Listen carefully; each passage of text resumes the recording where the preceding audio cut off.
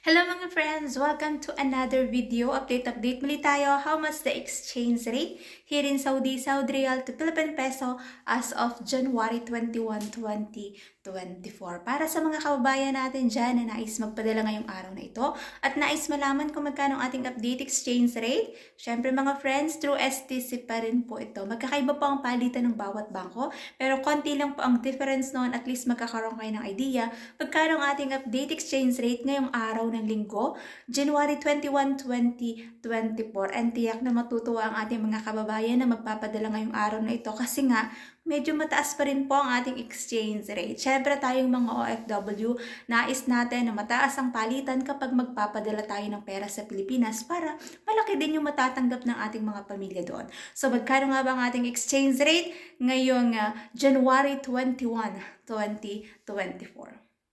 Update natin, 1 real equivalent ng 14.83 pesos. So mataas pa rin po ang ating exchange rate para sa mga kababayan natin dyan na nais magpadala ngayong araw na ito. Yan po ang ating update exchange rate through STS ito mga friends.